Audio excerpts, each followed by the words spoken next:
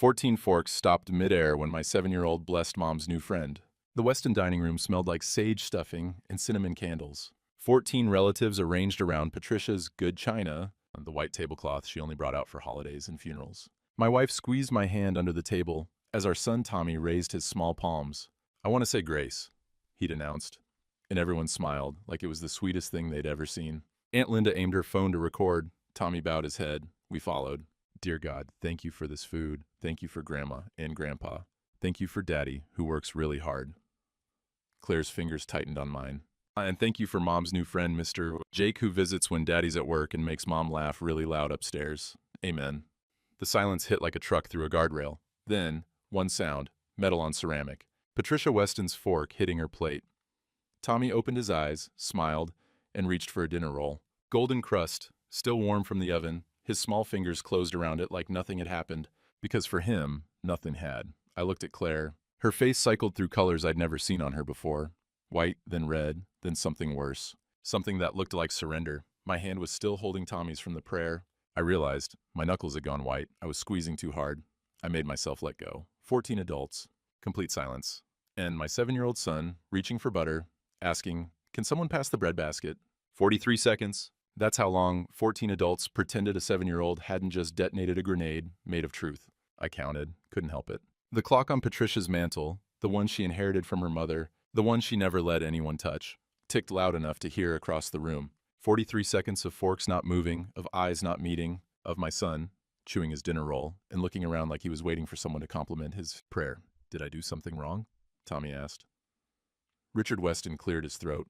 Claire's father had a way of taking charge of rooms without raising his voice. "Let's eat," he said, like those two words could rebuild what had just collapsed. "The turkey's getting cold."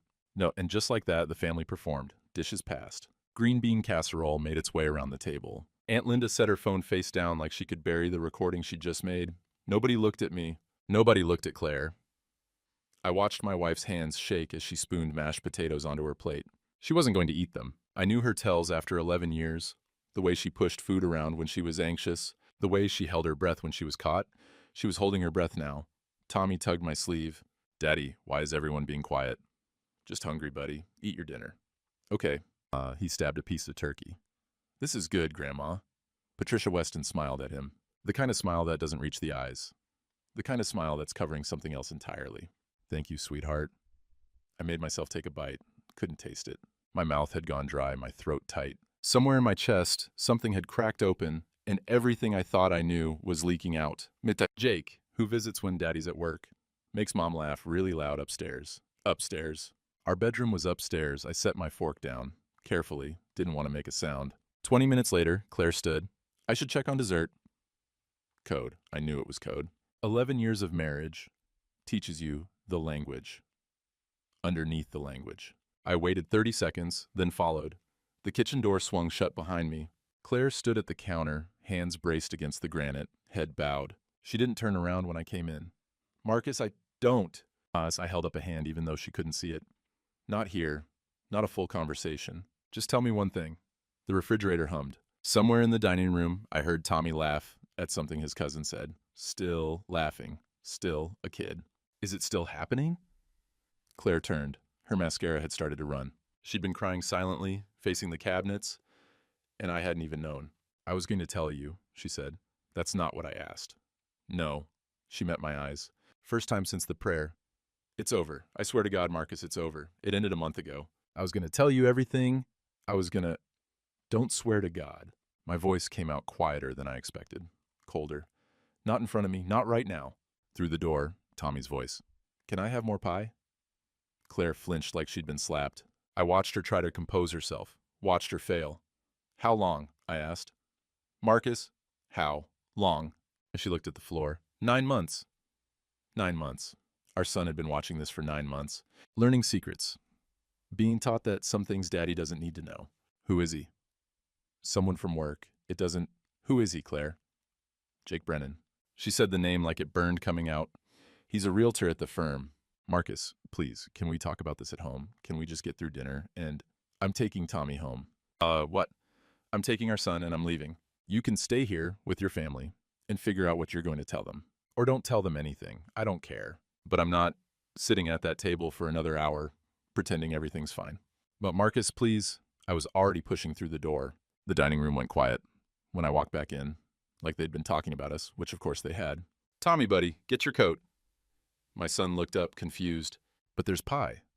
We'll get pie somewhere else. Claire appeared behind me. Marcus, let's just, Tommy, coat now, please. He must have heard something in my voice, because he didn't argue again. Just slid off his chair and walked to the front closet. Patricia Weston stood. Marcus, I really think we should all sit down and... Mrs. Weston. I turned to face her, kept my voice level. Didn't want to make a scene, didn't want to give them a story to tell later. With respect, don't. She sat back down. I helped Tommy into his jacket, zipped it up. His little face looked up at me, worried now, picking up on the energy even if he didn't understand it. Did I do the prayer wrong, Daddy? No, buddy. I put my hand on his shoulder. You did great. At the door, Richard Weston caught my arm. His grip was firm, but not aggressive. When I turned, his expression surprised me. It wasn't anger or defensiveness. It was something closer to recognition.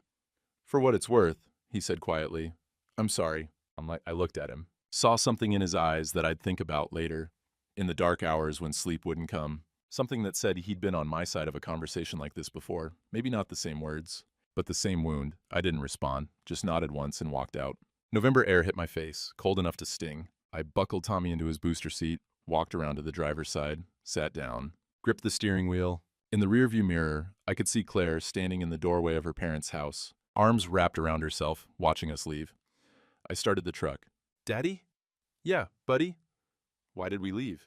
Did I make everyone sad? I pulled out of the driveway. Didn't look back. No, Tommy, you didn't do anything wrong. You told the truth. That's never wrong. Then why did Mommy look like she was crying? Grown-up stuff, buddy. Sometimes grown-ups cry about things that aren't your fault. Oh. He was quiet for a moment. Then, can we get pie at the gas station?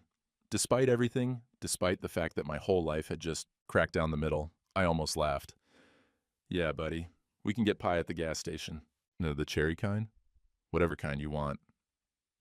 He settled back in his seat, satisfied. 7 years old. Still believing that gas station pie could fix anything. I drove, hands steady on the wheel, eyes on the road. Inside, everything was falling. The gas station pie was cherry. Tommy ate it like nothing had changed. I watched the filling drip down his chin and wondered how much longer I could hold myself together. Off-brand Speedway, 8 miles from the Weston's place. The kind of station that sells fishing licenses and lottery tickets and pie that comes in plastic triangle. We sat in the truck with the engine running, heat on, parking lot empty except for a guy pumping gas into a rusted Chevy. Tommy worked on his slice with the focus of a surgeon. Red filling on his fingers, crumbs on his jacket, completely content. This is good, he said through a mouthful. Yeah? Better than Grandma's pumpkin. Don't tell her that, he grinned, gap-toothed. 7 years old and still losing baby teeth. Still young enough to believe that pie quality was the most important topic of the evening. I sipped coffee I didn't want. Bitter and burnt, the way gas station coffee always is. It gave me something to hold, something to do with my hands that wasn't gripping the steering wheel until my knuckles went white again. Daddy? Yeah, buddy. Mr. Jake brought us pie one time, too. My stomach dropped. I kept my face neutral. 11 years of marriage teaches you how to hide. Claire wasn't the only one who'd learned that skill. Yeah? When was that? I don't know. Tommy licked cherry filling off his thumb. When you were at work, he comes over sometimes. Sometimes. How many times, buddy? You remember? Tommy scrunched his face, thinking, held up his sticky fingers and started counting. Maybe a lot. He's nice. He let me play games on his phone. A lot. To a 7-year-old, what did a lot mean? 5 times, 15, every week for 9 months. What kind of games? Racing ones. And the one with the candy. He took another bite of pie. He has a cool car, too. It goes really fast. He let me sit in the front seat once. I made myself breathe. In through the nose, out through the mouth. The way they taught us in that one couples counseling session Claire and I did 3 years ago, before Tommy started kindergarten, back when our problems were things like, we don't communicate enough and you work too much. Back when I thought those were real problems. Tommy. I kept my voice light, easy, just Dad asking questions. Did Mommy ever tell you not to talk about Mr. Jake, like to keep it a secret? He paused, set down his pie. Something shifted in his face, the first sign that maybe somewhere in his 7-year-old brain, he understood this conversation was different. She said it was a surprise. His voice got smaller. For your birthday, maybe? She said it would make you happy if we kept it secret until the right time. My birthday is in March. It was November. Okay, buddy. I reached over and squeezed his shoulder. Gentle this time. Finish your pie. Daddy? Yeah? Did I ruin the surprise? I took the long way home. Needed time, needed the road. Tommy fell asleep before we hit the highway. Pie crust still on his cheek, head tilted against the window, at an angle that would give him a crick in his neck. I should have adjusted him. Didn't. Couldn't stop driving. The headlights carved tunnels through the dark. Ohio in November. Bare trees, brown fields, everything dead or dying. Fitting. A lot. How many afternoons, how many times did Jake Brennan pull into my driveway while I was at work? While I was fixing ventilation systems and unclogging drains and doing overtime because we needed the money? How many times did my son hear his mother laughing really loud upstairs and think nothing of it because he was 7 and didn't know what that sound meant? She said it was a surprise. She trained him.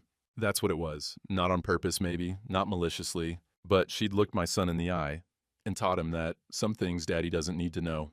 That secrets are okay if there's surprises. That lying to your father is just part of making him happy. I had to pull over. Side of the road, gravel shoulder, hazards on. I leaned forward until my forehead touched the steering wheel. My breath came ragged now, finally, away from the family, and the gas station, and anyone who could see. 9 months. Racing games on his phone. Makes mom laugh really loud upstairs. Mid of chapter 3. Round 1. Words written this round, 762. Remaining target, a 700, 850 words, emotional. Direction so far. Marcus is gathering information from Tommy while maintaining composure, but the details are worse than he imagined. The affair wasn't just about Claire. It infiltrated his relationship with his son. Tommy was taught to keep secrets, given gifts, made complicit without understanding. Marcus's control is cracking. The pullover is the first moment he lets himself feel. I don't know how long I sat there. Long enough that the windows fogged from my breathing.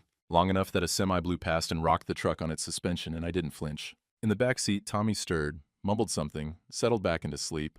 I watched him in the rearview mirror, the rise and fall of his chest. The way his mouth hung open, the way it always did when he was really out. He looked so small in that booster seat. So completely unaware of what he'd done, what he'd been part of, what was coming. Did I ruin the surprise? That question was going to live in my chest for a long time. Maybe forever. My son, worried that he'd done something wrong by telling the truth. My son, who'd been taught that Daddy's happiness depended on not knowing things. I sat up, wiped my face. Hadn't realized I'd been crying until I felt the wet on my cheeks. Get it together. He's right there. He can't see you like this. I pulled back onto the road. Home. 11:15 at night. Claire's car wasn't in the driveway. Good. I wasn't ready. I carried Tommy inside, careful not to wake him. He was getting heavy. 48 pounds at his last checkup. The pediatrician said he was in the 75th percentile for height. Growing fast. Growing up. I laid him on his bed, pulled off his shoes, his jacket. Didn't bother with pajamas. Just covered him with a dinosaur blanket he'd had since he was 4. The one with the T-Rex that was starting to fade from too many washes. Nightlight on. The one shaped like a rocket ship. He'd picked it out himself last year. I stood in the doorway and watched him sleep. This room used to feel like the safest place in the house. Tommy's kingdom. Dinosaur sheets, rocket nightlight, plastic bins of Legos in the corner, drawings taped to the wall, stick figures of our family, labeled in wobbly crayon. Daddy, Mommy, me. But no Mr. Jake in those drawings. At least not yet. I pulled the door mostly closed, left it cracked the way he liked. The house felt different now, every room contaminated. The couch where Claire and I used to watch TV after Tommy went to bed. Had Jake sat there? The kitchen table where we ate breakfast. Had she made him coffee? The stairs leading up to our bedroom. I couldn't go up there. Not tonight, maybe not ever. I sat on the couch, turned on the TV for noise. Some late-night talk show, host making jokes I didn't hear. The laugh track sounded obscene. All those people cackling at nothing while my life burned. My phone buzzed. Claire, we need to talk. Please. I love you. I stared at the screen. The words looked foreign. I love you. What did that even mean now? She loved me while she was sleeping with someone else? She loved me while she was teaching our son to lie? I typed back, not tonight, sent it. Then typed again, who is he? 3 dots appeared, disappeared, appeared again. His name is Jake Brennan. From my office. Marcus, it's over, I promise. Please let me come home and explain. I already knew the name. She'd already told me in the kitchen. But seeing it in text made it more real somehow, made him more real. Not just a ghost in my son's prayer. An actual person with a name, a job, a cool car that went really fast. I didn't respond. Instead, I opened a browser, typed the name, Jake Brennan, Columbus Real Estate. His face filled my screen, smiling, confident, the kind of jawline they put on billboards, the kind of guy who probably never worked a night shift in his life, never came home with grease on his hands, never missed a family dinner because the hospital needed him to fix a broken pipe. I wanted to throw my phone across the room. I didn't. I just sat there, in the dark, in the house that didn't feel like mine anymore, staring at the face of the man who'd been inside my wife while I was at work, the man who'd bought my son ice cream and racing games, the man who made Claire laugh really loud upstairs. The clock on the mantel ticked. Not Patricia's fancy heirloom, just a cheap Target clock Claire had bought when we moved in. But it sounded the same, counting seconds, marking time. Outside, the wind picked up. November cold pressing against the windows, looking for a way in. It had already found one. Jake Brennan had a LinkedIn profile, a Facebook page, and a smile in every picture that made me want to put my fist through the screen. I didn't sleep that night. Couldn't. Every time I closed my eyes, I heard Tommy's voice. Makes Mom laugh really loud upstairs. And the sound crawled through me like something with legs. So I sat on the couch with my phone, scrolling through the digital life of the man who'd been screwing my wife, Jake Brennan, 34 years old. Real estate agent at Westbrook Properties, same firm where Claire worked as office manager. His profile photo showed him on a boat, sunglasses pushed up on his head, grinning like he just won something. His cover image was a sunset over a lake. His bio said, "I'm living my best life, work hard, play harder." I wanted to vomit. His Facebook was mostly public. Boats, hiking trips, craft beer, gym selfies with captions like "leg day complete" and "Sunday vibes." The kind of guy who documented everything, who needed the world to see how great his life was. The kind of guy I'd never been. I scrolled back. 8 months, 9, looking for something, evidence, proof. I didn't know what, then I found it. Company Christmas party, last December. A group photo outside some restaurant downtown. Everyone in holiday sweaters, everyone smiling. I almost scrolled past it. But there was Claire, standing next to Jake. Not touching, but close. Closer than colleagues. Her hand was on his arm, and she was laughing. Head thrown back, mouth open. The way she used to laugh with me before Tommy was born, before the overtime shifts and the bills and the slow erosion of everything we'd built. I zoomed in, studied her face. She looked happy, actually happy. When was the last time she'd looked at me like that? I screenshot the photo, didn't know why. Evidence of what? My own blindness? The months I'd missed because I was too busy fixing other people's broken pipes to notice my own house was flooding. 8 months, maybe longer. I closed Facebook, opened Instagram, more of the same. Jake on a paddleboard, Jake at a winery, Jake with friends at a Browns game, holding a beer, caption, "This team is killing me, but I love them anyway." No photos with Claire. He was smart enough for that, at least. Kept her off his public feed, kept the affair compartmentalized. But he hadn't kept it from my son. Racing games on his phone. He let me sit in the front seat. She said it was a surprise. I locked my phone, set it on the coffee table, stared at the ceiling. Somewhere upstairs, in the bedroom I couldn't enter, were sheets that he'd slept in. A mattress that held the shape of his body. Evidence I couldn't bring myself to see. Morning came gray and cold. Tommy woke up hungry. "Where's Mommy?" I was making cereal because it was all I could manage. Cheerios, milk. The extent of my culinary skills when my hands wouldn't stop shaking. "She's at Grandma's." The lie came out smooth. Easier than I expected. "She's gonna stay there for a little bit." Why?" "Grown-up stuff, buddy. Nothing for you to worry about." He accepted this. Kids accept so much. That's what makes them easy to manipulate. That's what Claire had counted on. I watched him eat. Spoon to mouth, mechanical, still half asleep. Dinosaur pajamas he'd put on sometime in the night. Must have woken up, changed, gone back to bed. I hadn't heard him. I'd been too busy staring at photos of Jake Brennan's paddleboard adventures. "Daddy?" "Yeah?" "Are you sad?" The question hit me like a truck. "Why do you ask?" "You look like Mommy did sometimes. When Mr. Jake left and she was in the kitchen." My throat closed. "What do you mean, buddy?" Tommy shrugged, took another bite of cereal. "Sometimes, after Mr. Jake went home, Mommy would cry. I asked if she was sad, and she said no, she was happy. But she didn't look happy. He said it so simply, like it was nothing, like he was describing the weather. 'She looked like you look now, Daddy.'" I sent Tommy to watch cartoons, needed a minute, stood at the kitchen sink, hands braced on the counter the way Claire had stood last night at her mother's house. The way people stand when they're trying not to fall. She cried after he left. She didn't look happy. What did that mean? That she regretted it? That she was trapped in something she couldn't stop? that the affair wasn't some passionate romance, but something sadder, more pathetic, a mistake she kept making because she didn't know how to quit. Did that change anything? Didn't know. Couldn't think straight. Everything I thought I understood kept shifting, the ground moving under my feet. A knock at the door. I tensed. Claire. But when I looked through the peephole, it was Dean Volek. Work jacket, Carhartt beanie, holding 2 cups of coffee from the gas station on 5th. I opened the door. Brother. Dean's face was serious, none of his usual jokes. I heard. Tammy in HR told Chandra. Chandra told Mike. Mike told me. You okay? How much do you know? Enough. He held out a coffee. Can I come in? We sat at the kitchen table while Tommy watched Paw Patrol in the living room. I told Dean everything. The prayer, the kitchen, the drive home, Jake Brennan's Facebook page and the Christmas party photo, the gas station pie, and a lot, and she said it was a surprise. Dean listened without interrupting. When I finished, he let out a long breath.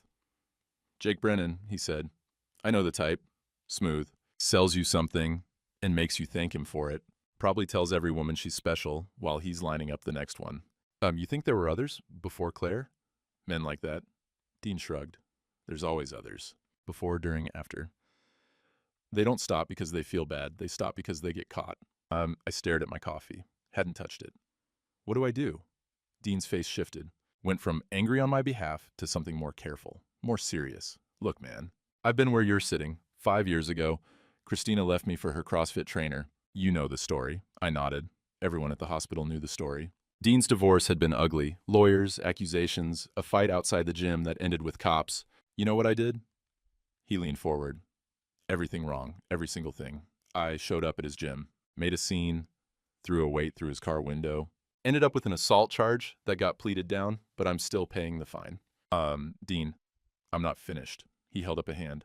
After that, I keyed his car, twice. Sent his wife anonymous letters about the affair. Yeah, he was married too. Posted about him online. Tried to get him fired. Spent every minute of every day thinking about how to destroy him. He paused. Looked me in the eye. And you know what it got me? Nothing. He moved to Cincinnati. Married the wife anyway, far as I know. Meanwhile, I lost 2 years of my life to hate. Gained 40 pounds. Almost lost my job. Ended up in therapy 3 times a week just to learn how to sleep again. The words hung in the air. Don't do what I did, Marcus. Whatever you do. So what? I just let him walk? Let Claire come back and pretend nothing happened? I didn't say that. Dean shook his head. I said don't do what I did. There's a difference between getting even and getting destroyed. You got to think about what you actually want, what matters. He glanced toward the living room, where Tommy was laughing at something on the TV. That kid in there, he's what matters. Everything else is noise. After Dean left, my phone rang. A number I didn't recognize at first, then I did. Patricia Weston. I almost let it go to voicemail. Picked up anyway. Marcus. Her voice was thin, tired. I owe you an apology. I didn't respond. Let the silence do the work. I knew, she said. Not everything. But I knew something was wrong. Claire called me a few weeks ago, crying, asking if it was too late to save a marriage after you'd done something terrible. My hand tightened on the phone. I told her to pray about it, to take it to God and trust that he'd show her the path. Patricia's voice cracked. I should have told her to tell you. I should have called you myself, but I was protecting my daughter. That's what mothers do. You should have told me. I know. Did Richard know? Long pause. I heard her breathing. Richard suspected. We didn't talk about it. We should have. We're not good at that, Marcus. Talking about hard things. We never have been. I almost laughed. It came out like a cough.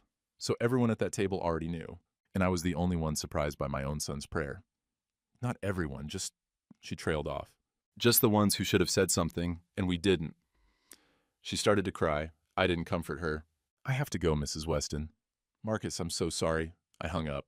Stood in my kitchen, phone still warm in my hand, and thought about how many people had watched my marriage die without saying a word. The grandmother knew. The grandfather suspected.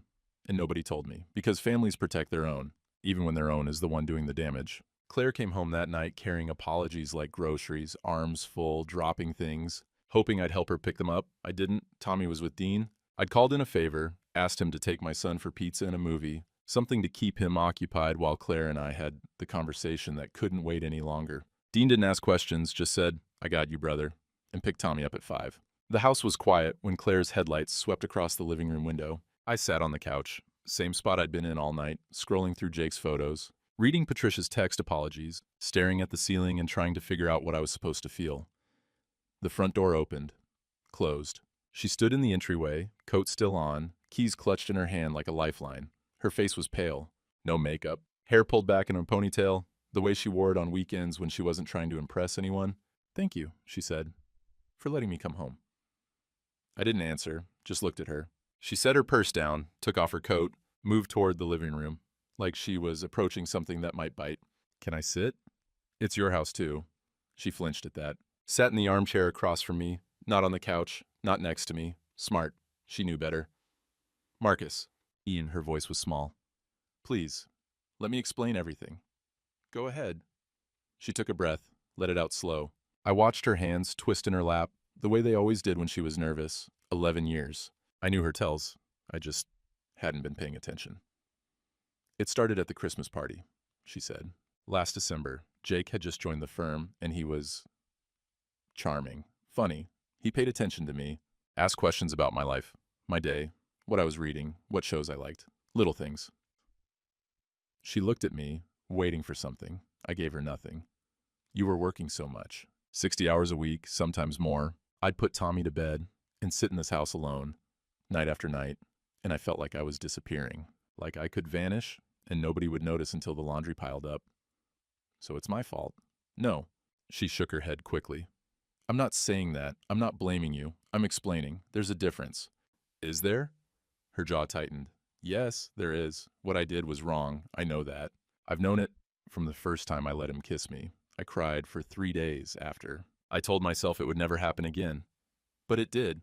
Yes." Her voice cracked. "It did. And I hated myself every time. I'd come home and look at Tommy and feel like the worst mother in the world.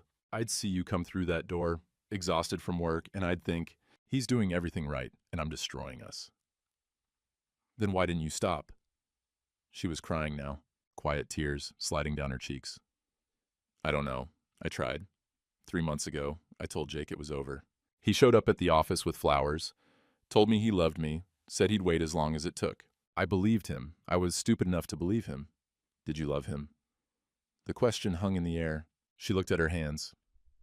"I thought I did, for a while. He made me feel seen, like I mattered, like I wasn't just Tommy's mom and Marcus's wife, but me, Claire. A person with her own thoughts and wants, and I made you feel invisible." She looked up, surprised that I'd said it. "Yes," barely a whisper. "You did." The words sat between us, heavy, true. I thought about all those overtime shifts, all those nights I'd come home after Tommy was asleep, crawl into bed without waking Claire, set my alarm for 5 hours later, and do it again. I thought I was being a good provider. I thought the work was the love, that every hour I put in was proof that I cared. But I hadn't asked her how she was doing, hadn't noticed she was drowning, hadn't seen the distance growing between us until another man stepped into the gap. That didn't excuse what she did. I knew that, but maybe I understood it now, a little, enough to hurt differently. "When did it end?" I asked. "For real." "A month ago, I told him I was done. No more excuses, no more one last time." I blocked his number. Told HR I needed to be moved to a different department. They did it without asking why. "And Thanksgiving?" She wiped her face with the back of her hand. "Thanksgiving was supposed to be my fresh start. I was going to tell you everything. After dinner, after Tommy was in bed, I had a whole speech planned. I was going to beg you to forgive me, to give me another chance, to let me try to fix what I broke. And then Tommy said grace." "Yes." I stood up, walked to the kitchen, needed space, needed to move. She followed, stopped in the doorway, not crossing the threshold, waiting. I opened the refrigerator, pulled out the container Patricia had sent home with us. Leftover dinner rolls from Thanksgiving. I don't know why Claire brought them, or why I'd shoved them in the back of the fridge instead of throwing them away. I set one on the counter, stared at it. "Tommy reached for one of these," I said, while 14 people stopped breathing. He had no idea what he'd done, just wanted butter for his bread. "I know. He still doesn't understand, Claire. He asked me if he ruined the surprise. He thinks—" My voice caught. I made myself continue. "He thinks he did something wrong by telling the truth. Marcus, you taught him that." I turned to face her. "You taught our son to keep secrets from me. Ice cream, phone games. Don't tell Daddy, it's a surprise. And you made him complicit in your affair without his permission or understanding."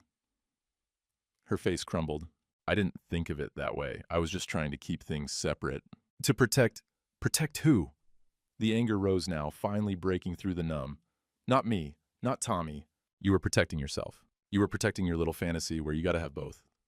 The husband who worked himself dead to provide for you, and the boyfriend who showed up with pie and phone games and made you feel special. That's not... Do you know what he told me last night at the gas station? I picked up the dinner roll, held it like evidence. He said, Mr. Jake has a cool car that goes really fast. He said, Mr. Jake let him sit in the front seat. He said you told him to keep it secret because it would make Daddy happy.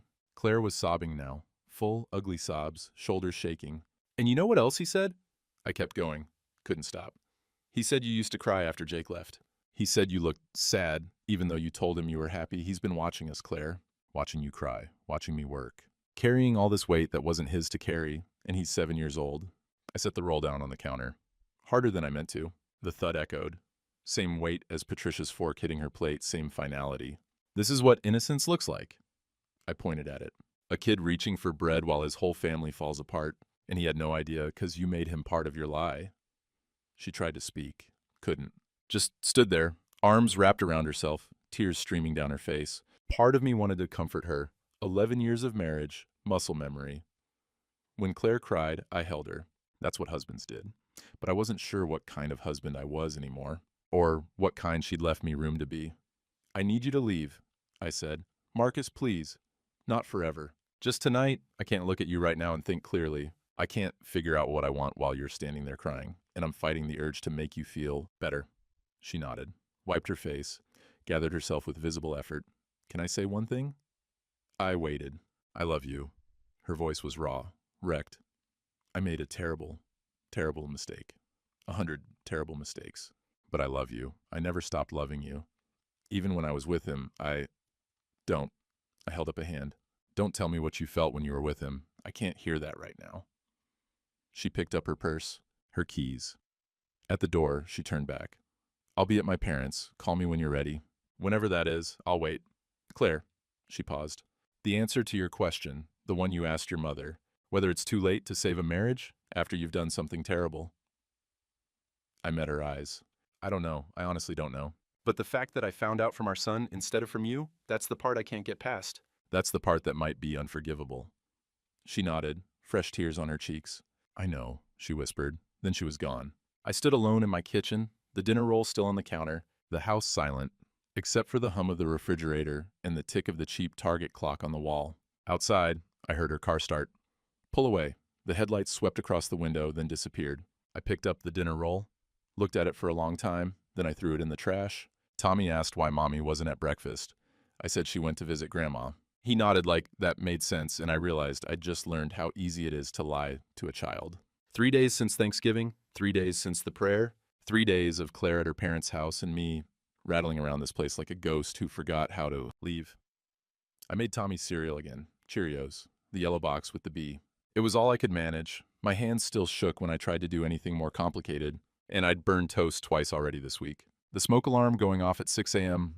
wasn't the wake-up call either of us needed. Daddy? Yeah, buddy. When is Mommy coming back?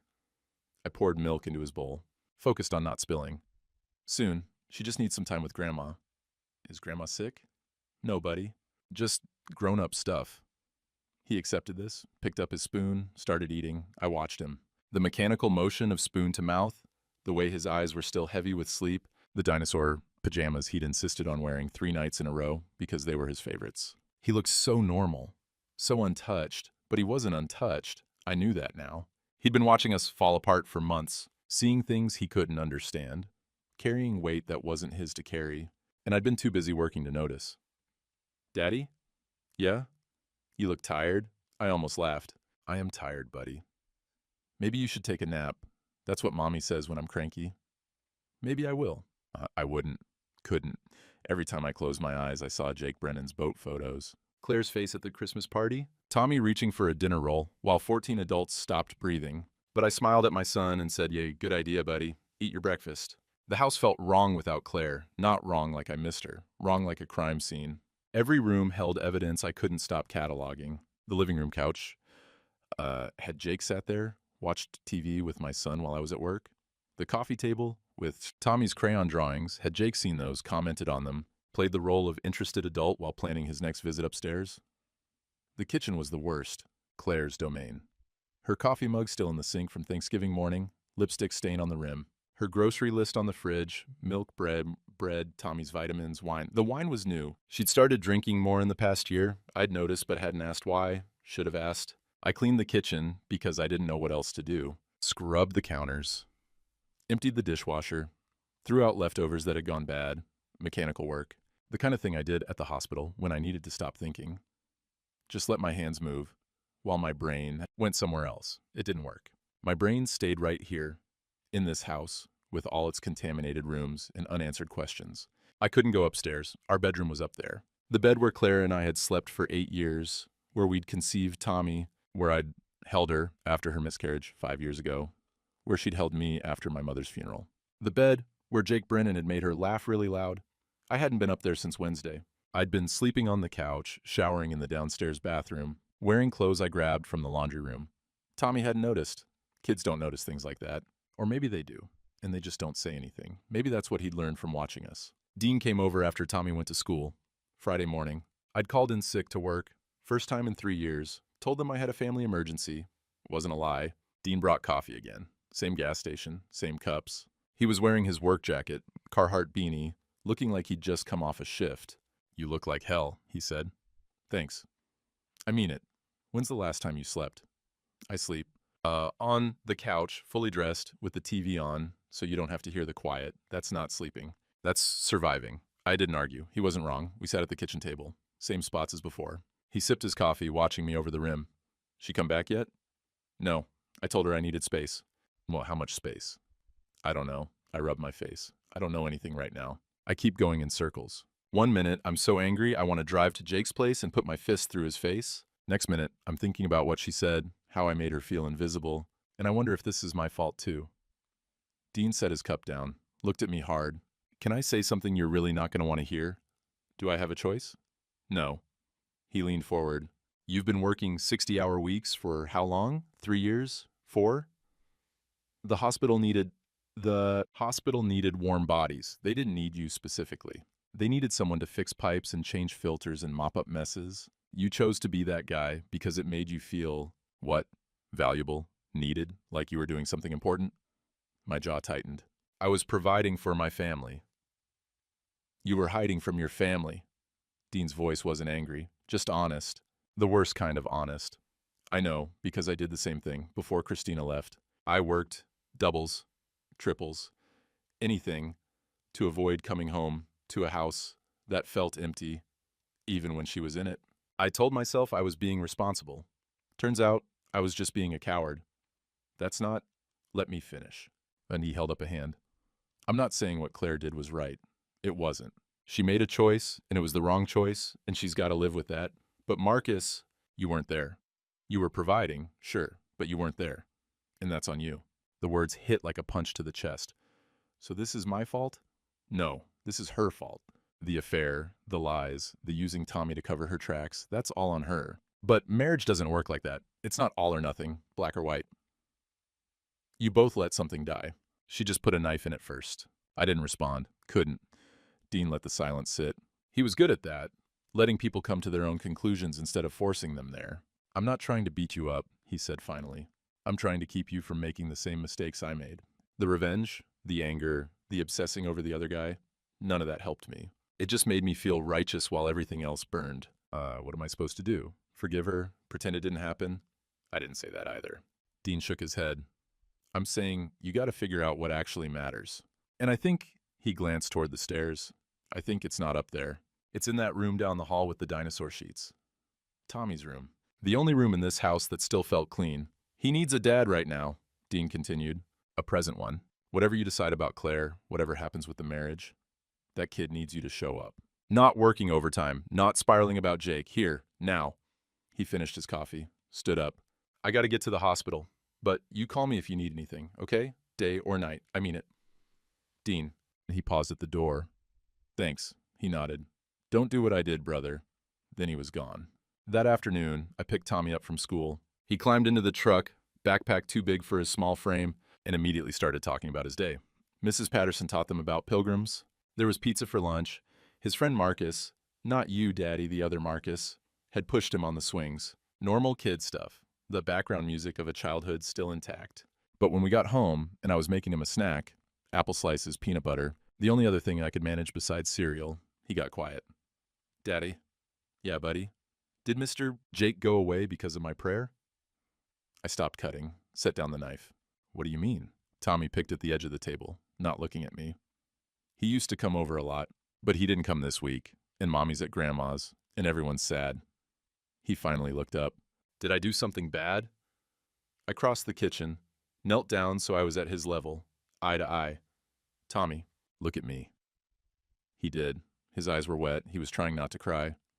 You didn't do anything bad. You understand me? You told the truth. You were kind. You blessed people at Thanksgiving because that's what grace is. None of what's happening is your fault. Then why is everyone sad? Because your mother broke our family, and I didn't notice it dying until it was already dead. I couldn't say that, so I said, sometimes grown-ups make mistakes, big ones, and it takes time to figure out how to fix them. But that's grown-up stuff, not your stuff. Okay? He nodded, but he didn't look convinced. Daddy? Yeah? Can I tell you something? My chest tightened. You can tell me anything, buddy. Always. He was quiet for a moment, then, sometimes when Mr. Jake left, Mommy would go in her room and cry.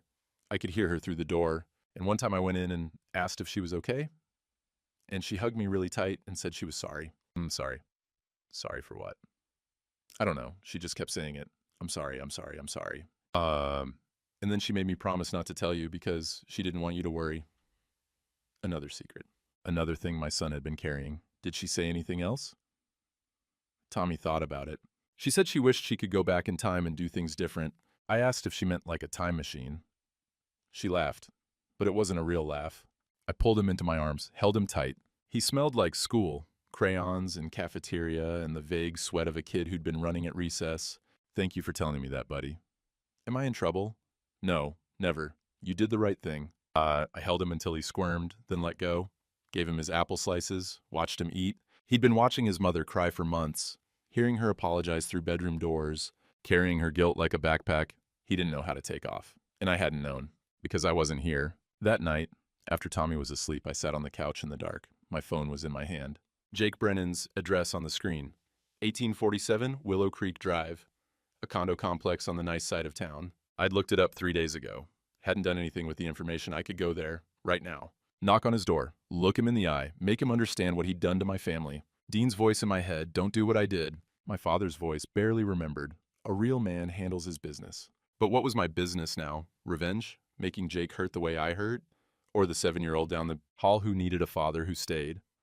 I looked at the phone, then at Tommy's bedroom door. My father left when I was 12. Just walked out, said he'd be back for his stuff and never came. I'd spent my whole adult life trying to be the opposite of him. The man who provided, the man who showed up, the man who stayed. But staying in a building isn't the same as staying in a life. I'd been present in body and absent in every other way. Working, fixing, running from the quiet moments where Claire might have told me she was drowning if I'd just asked. I put the phone down, not because I'd forgiven anyone, not because the rage had faded.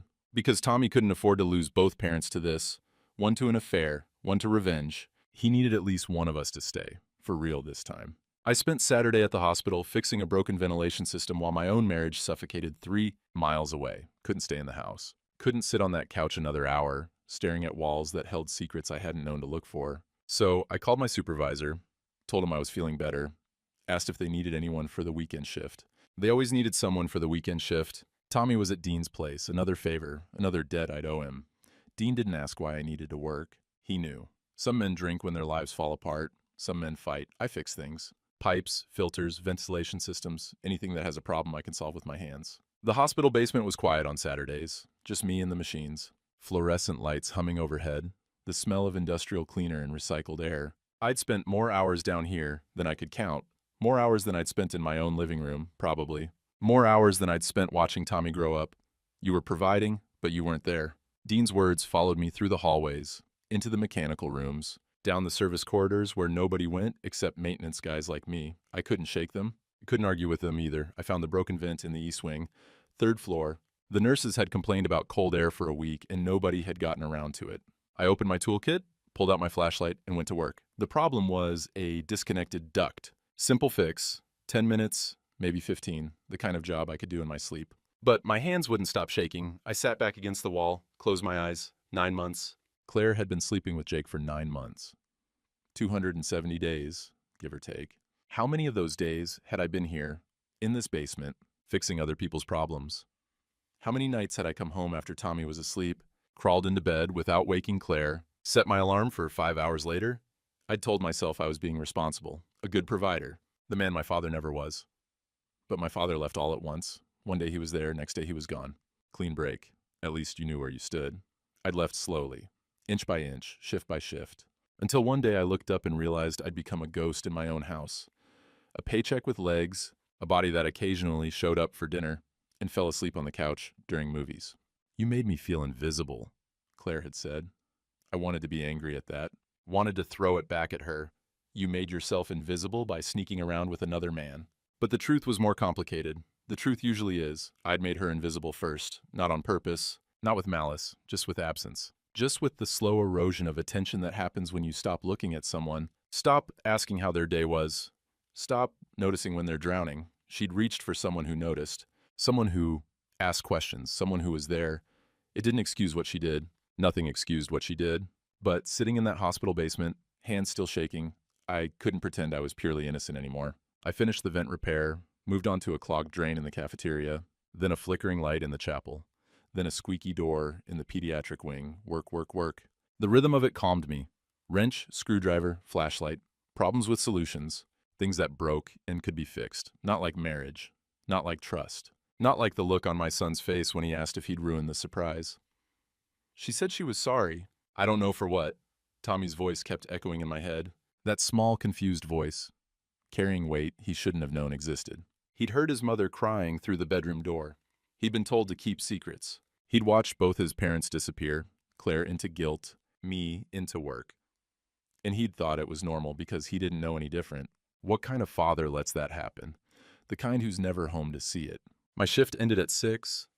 I sat in my truck, in the hospital parking lot, engine off, watching the sun go down. November dusk, gray and cold, the kind of light that makes everything look tired. I pulled out my phone, scrolled to Jake Brennan's address, stared at it. 1847 Willow Creek Drive. I could drive there right now. 15 minutes. I could knock on his door, look him in the eye, say the things that were burning a hole in my chest. You were in my house. You played games with my son. You slept in my bed. You made my wife cry after you left because even she knew what you were doing was poison. I could do that.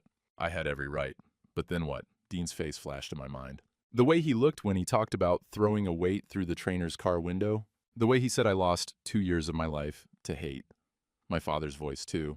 The one memory I had of him trying to give advice a few months before he left for good. We were in the garage, and he was working on his truck, and he said, "A real man handles his business. Marcus, don't let anyone push you around." A week later, he handled his business by walking out on us. Never came back, never called, just gone. I'd spent my whole life trying to be the opposite of him. Staying, providing, being the man who showed up. But I'd gotten it wrong, hadn't I? I'd stayed in the building. I hadn't stayed in the life. I'd provided money. I hadn't provided presents. I'd shown up to work every day. I'd barely shown up at home. A real man handles his business, maybe. But what was my business now? Revenge? Making Jake Brennan hurt? Or that 7-year-old at Dean's apartment, eating pizza and watching cartoons, waiting for his daddy to pick him up? I put the phone away, started the truck, drove to Dean's place instead. Tommy was asleep on Dean's couch when I got there, wrapped in an old Afghan, Finding Nemo playing on the TV with the volume low. "He crashed about an hour ago," Dean said quietly. "Ate 2 slices of pepperoni and passed out mid-movie. Kid's exhausted." I looked at my son. The rise and fall of his chest, the way his mouth hung open, the way his hand curled around the edge of the blanket like he was holding onto something. "Thanks for watching him." "Anytime, brother. You know that." I sat down on the arm of the couch. Not close enough to wake Tommy, just close enough to watch him breathe. I almost drove to Jake's place tonight. Dean didn't say anything, just waited. I sat in the parking lot at the hospital with his address on my phone, 15 minutes away. I could have been there and back before Tommy woke up. "But you didn't go." "No." Why not?" I thought about the question. The real answer, not the easy one. Because I keep thinking about what kind of man I want Tommy to see when he looks at me. And that man, I paused. That man doesn't drive across town to beat up some realtor who made bad choices. That man comes home. That man shows up. That man is here. Dean nodded slowly. That's growth, brother. It doesn't feel like growth. Feels like surrender. Sometimes they're the same thing. He leaned against the doorframe. You can't control what Claire did. You can't control what Jake did. The only thing you can control is what you do next. And right now what you're doing is sitting here watching your kid sleep, choosing him over the anger. He shrugged. That's not surrender. That's being a father. I looked at Tommy again. Thought about all the nights I'd missed, all the bedtimes I'd traded for overtime, all the small moments that added up to a childhood I'd watched from the edges instead of living inside. Being alone isn't the same as being lonely, I thought. Something my grandmother used to say. She'd been widowed at 45, raised 3 kids by herself, never complained once. I'd always thought that phrase meant you didn't need anyone, that solitude was strength. But maybe it meant something else. Maybe it meant that loneliness isn't about the absence of people. It's about the absence of connection. You can be surrounded by family and still be alone. You can live in a house with a wife and a son and still be a ghost. That's what I'd been. A ghost who signed paychecks and fixed things and thought he was present because he was breathing the same air. No more. I lifted Tommy gently. He stirred, but didn't wake. Just nestled his head against my shoulder the way he'd done since he was a baby. Thanks, Dean. You call me if you need anything. I carried my son out to the truck. Buckled him in carefully. He murmured something in his sleep. Might have been daddy, might have been nothing. I drove home slow. Didn't want to wake him. The house was dark when we got there. Same house, same rooms. Same contaminated spaces and unanswered questions. But something had shifted. I carried Tommy inside, put him in his bed, covered him with the dinosaur blanket, stood in the doorway of his room, rocket ship nightlight glowing soft against the walls. For the first time in days, I didn't feel like running. I felt like staying. I had Jake Brennan's address. I had every reason to go. Instead, I drove to pick up my son Sunday afternoon. 1 week since Thanksgiving, 1 week since a 7-year-old's prayer cracked my life down the middle and let all the hidden water come flooding out. Claire had called that morning. Voice careful, measured, the way you talk when you're trying not to spook something.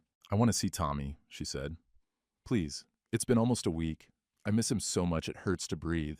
I'd said yes, because whatever she'd done to me, she was still his mother. Because Tommy had asked about her every day. When is Mommy coming back? Is Mommy okay? Can I call Mommy? And I couldn't keep him from her just to punish her. That would make me the villain. And I was done adding to the damage. I'll bring him to your parents' place, I told her. He can spend the afternoon. I'll pick him up before dinner. Thank you, Marcus. Thank you.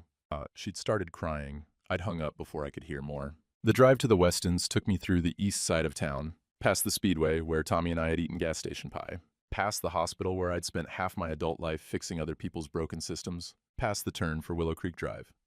Jake Brennan's street. I slowed at the intersection. Didn't mean to. Just happened. 1847 Willow Creek Drive. I knew the building now. Had looked it up on Google Maps so many times the image was burned into my brain. Beige siding, blue doors, a parking lot with spaces for visitors. His silver Lexus would be there. The cool car that went really fast, the one Tommy had sat in while I was at work. I could turn left, be there in 3 minutes, just to look at him, just to see his face in person instead of on a screen. Just to let him know that I knew that someone had seen behind his boat photos and gym selfies to the parasite underneath. My hands tightened on the wheel, then my phone buzzed. Tommy, Daddy, when are you coming? Grandma made cookies, but I saved you one. Claire must have helped him type it. He could read pretty well for his age, but typing was still shaky. I looked at the message, then at the road to Jake's place, then I kept driving straight. The Weston house looked the same as Thanksgiving, which felt wrong somehow, like it should have changed. Like there should be visible damage, scorch marks on the siding, cracks in the foundation, something to show that a family had blown apart inside those walls a week ago. But it just sat there. Same split level from the 90s, same manicured lawn now brown with November, same welcome sign on the door that didn't feel very welcoming. I parked in the driveway, sat for a moment. The last time I'd been here, I'd walked out with Tommy's hand in mine and rage in my chest.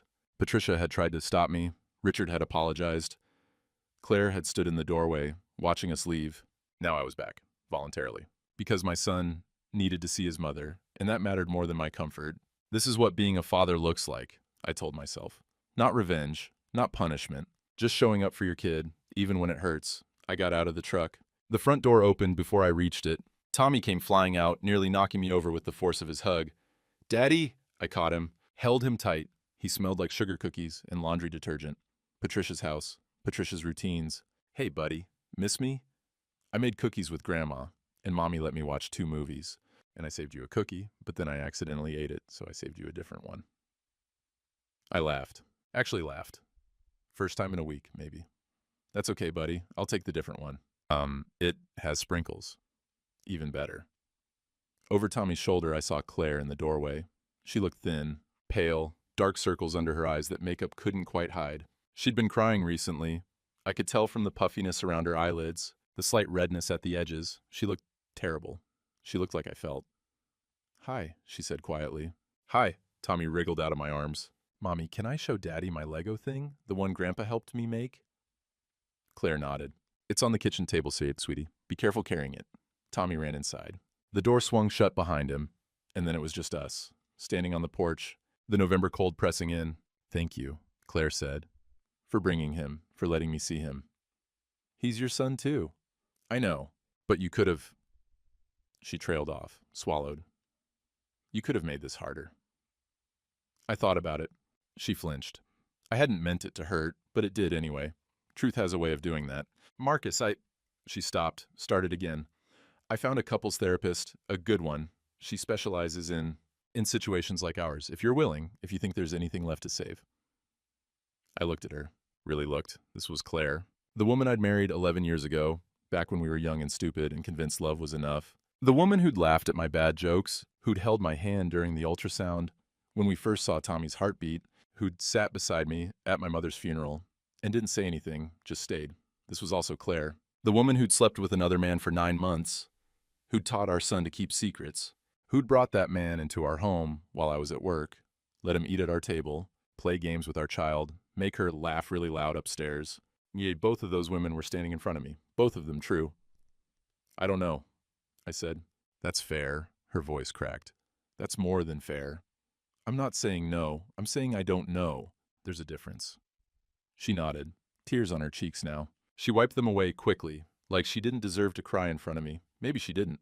I wasn't sure anymore. I'm going to take Tommy to the park, I said. That one by the library, the one with the big slide. Then I'll bring him back here for a few more hours, give you more time together. You don't have to. I know, I want to. I paused. He needs both of us, Claire. Whatever happens between you and me, he needs to know both his parents love him. That's not negotiable. She nodded again, more tears. I love you, she whispered. I know I don't have the right to say that anymore. I know I broke it. But I love you, Marcus. I never stopped. I didn't respond. Couldn't. The words just sat there, heavy in the cold air. Tommy burst back through the door, carrying a Lego spaceship that looked like it was held together by hope and Grandpa's patience. Look, Daddy, it has lasers. Wow, buddy, that's amazing. Can we go to the park? Mommy said maybe you'd take me to the park. I glanced at Claire. She gave a small nod. Yeah, I said. Let's go to the park. The park was empty. Too cold for most families. Too close to dinner for the kids who'd brave the weather anyway. Tommy didn't care. He ran straight for the big slide, the twisty one that spiraled down like a corkscrew, and climbed the ladder like his life depended on it. I sat on a bench nearby, watched him slide down, run back up, slide down again, over and over, relentless joy. The kind of energy you only have when you're 7 and the world still makes sense. Daddy, watch this. I'm watching, buddy. He went down head first, came out the bottom laughing, covered in static, hair standing up in every direction. Did you see? I saw. That was awesome. I'm going to do it again. He was already climbing. I sat there on that cold bench, hands in my pockets, watching my son play. The sky was going gray. First real clouds in days. Weather report said snow was coming, the first of the season. 1 year from now, I thought, where will we be? Divorced? Reconciled? Some messy middle ground where Claire and I passed Tommy back and forth like a package? Polite and distant and permanently broken. I didn't know. Couldn't know. But I knew one thing. Tommy would be okay. Not because I could protect him from everything. I couldn't. I'd already failed at that. But because I was going to be here. Present. Paying attention. No more 60-hour weeks. No more hiding in the hospital basement while my family drowned. No more being a ghost who signed paychecks and called it love. Tommy came running over. Climbed onto the bench beside me, breathing hard, cheeks red from the cold. Daddy? Yeah, buddy? Are you and Mommy going to be okay? The question I'd been dreading. The one I didn't have an answer for. But Tommy deserved honesty. He'd been carrying adult secrets for too long already. I wasn't going to add another one. I don't know, buddy. I put my arm around him. Sometimes grown-ups have problems that are hard to fix, but we're both trying. And no matter what happens between mommy and me, we both love you. That doesn't change. That can't change. Like when you fix the machines at work, you're trying to fix it? I almost smiled. Kind of. But people are harder to fix than machines. Why? Because machines don't have feelings. People do. And feelings are complicated. He thought about this, nodded like it made sense, even though it probably didn't. Not fully, not yet. Daddy? Yeah? At Thanksgiving, when I said the prayer. He looked up at me. Was that wrong? Mommy cried after, and you got sad, and everyone was quiet. Here it was, the moment. I turned on the bench so I was facing him, eye to eye, father to son. Tommy, listen to me. What you did at Thanksgiving, saying grace, thanking God for people, that wasn't wrong. That's what grace is. You were kind, you were honest, you blessed people. But everyone got sad. Yeah, they did. But that wasn't because of what you said. That was because of grown-up stuff that had been hiding for a long time. You just shined a light on it. And sometimes when you shine a light on dark things, it hurts for a while. But it's better than leaving them in the dark. He processed this slowly. I could see him working through it, fitting the pieces together. So I didn't do anything bad? No, buddy. You did something brave. You told the truth. And telling the truth is never wrong, even when it's hard, even when people don't want to hear it, even when it makes people cry. Even then, as I squeezed his shoulder. Blessing someone doesn't mean they deserve it, Tommy. It means you have a good heart, and you do. You have the best heart of anyone I know. He leaned into me, small and warm against the cold. I love you, Daddy. I love you too, buddy. We sat there for a while, watching the empty playground, feeling the first snowflakes start to fall, tiny and light, barely there, but coming. Daddy? Yeah? Can we get hot chocolate? I laughed, pulled him closer. Yeah, buddy, we can get hot chocolate. 1 year later, Tommy asked to say grace again. Different table this time, smaller. My apartment, a 2-bedroom on the west side of town, nothing fancy but ours. The walls were still mostly bare. I kept meaning to hang pictures, kept not getting around to it. Tommy said it looked like a starter house, a phrase he'd picked up from somewhere. Probably Claire. The divorce had been finalized 6 months ago. Joint custody. Civil, for Tommy's sake. We'd done the therapy thing for a while. 3 sessions, 4. But somewhere around the second month, we both knew some things can't be fixed. Some cracks go too deep. You can choose to stop blaming each other and still choose not to stay. Claire had moved into an apartment across town. Smaller than ours, but nicer. She'd gotten a promotion at work. Different firm now. No more Jake Brennan in the hallways. I didn't ask about him. Didn't want to know. That chapter was closed. Tommy split his weeks between us. Wednesday nights and every other weekend with me. The rest with Claire. It wasn't perfect, but it was fair. And fair was the best we could do. Thanksgiving dinner this year. Me, Tommy, Dean, and 2 guys from work. Miguel and Ray, both divorced, both without family in town. The island of misfit dads, Dean called us. I'd made turkey. It was dry, but nobody complained. The stuffing came from a box. The mashed potatoes came from a bag. The rolls came from the grocery store bakery, fresh that morning, still warm when I set them on the table. Can I say grace? Tommy asked. The table went quiet. Dean glanced at me. I saw the question in his eyes. You sure about this? I looked at my son, 8 years old now. Taller than last year, missing a different set of teeth, wearing a sweater Claire had bought him that he complained was itchy. He'd been through more in the past 12 months than most kids face in a childhood, and here he was, asking to bless the meal. Sure, buddy, I said. Go ahead. Tommy closed his eyes, bowed his head. We followed. Dear God, he began, thank you for this food. Thank you for Daddy, who makes pretty good turkey even though it's a little dry. Dean snorted. I kicked him under the table. Thank you for Mr. Dean, who tells funny jokes. Thank you for Miguel and Ray, who came to our house because they didn't have anywhere else to go. Thank you for our apartment that's small but cozy. And thank you for Mommy. Even though she lives somewhere else now, she's still my mom. And I love her. Amen. Amen, we echoed. Tommy opened his eyes, smiled, reached for a dinner roll. I watched his hand. Small fingers closing around warm bread. The same gesture as last year. The same reach. The same innocence. But everything was different now. Last Thanksgiving, that reach had shattered me. I'd watched my son grab a roll while my whole world collapsed, and I'd wanted to scream, to shake him, to ask how he could just keep eating while everything burned. Now I watched the same motion and felt something else entirely. Peace. Not the peace of everything being fine. It wasn't, not completely. Maybe never would be, but the peace of having survived, of being here, of choosing every day to show up for this kid who still reached for bread, still said grace, still believed that blessing people mattered, even when they didn't deserve it. After dinner, Tommy fell asleep on the couch. Too much turkey, too much pie, too much of Dean teaching him card tricks that never quite worked. He was out cold by 7, mouth open, one arm dangling off the cushion. Dean helped me clean up. Miguel and Ray left with handshakes and leftovers. The apartment got quiet. "Hell of a year, brother," Dean said, drying a plate. "Yeah. You doing okay? For real?" I considered the question, the honest answer this time. I'm getting there. Not I'm good, not the lie I'd told for years, the reflexive deflection that meant nothing. I'm getting there. The truth. Dean nodded. Set the plate in the cabinet. That's all any of us can do. And he left around 8. I sat down on the couch next to Tommy, didn't turn on the TV, just sat in the quiet, listening to my son breathe. The first snow of the season had started falling while we ate. I could see it through the window now, light flakes drifting down, catching the glow of the street lamp outside. Quiet, clean. The kind of snow that covers things gently, buries what came before without violence. Tommy stirred. His hand reached out, found mine, held on. Even in sleep, he was still reaching. I thought about Thanksgiving last year. The prayer, the silence. Patricia's fork hitting the plate. Claire's face cycling through colors. My hand gripping Tommy's so hard my knuckles went white. I'd thought, in that moment, that my son had destroyed us. But that wasn't true, was it? The affair destroyed us. The secrets destroyed us. The slow erosion of a marriage neither of us had tended. Me hiding in work, Claire hiding in someone else's attention. That's what destroyed us. Tommy just told the truth. A 7-year-old boy, hands raised, blessing the people at his table, including the one who shouldn't have been there, including the wound nobody wanted to see. Blessing someone doesn't mean they deserve it. It means you have a good heart.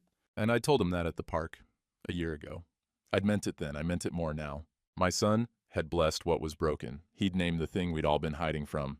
And somehow, against every odd, that act of innocent exposure had been the start of something new. Not fixed, not healed completely, but new. Tommy's hand tightened around mine, a small squeeze. Maybe dreaming, maybe half awake, maybe just holding on because that's what kids do. I squeezed back. Gentle this time, not desperate. He blessed what was broken, I thought. And that's how I knew it could heal. Outside, the snow kept falling. Inside, my son kept breathing. Being alone isn't the same as being lonely. And grace isn't something you earn. It's something a 7-year-old gives you without knowing why.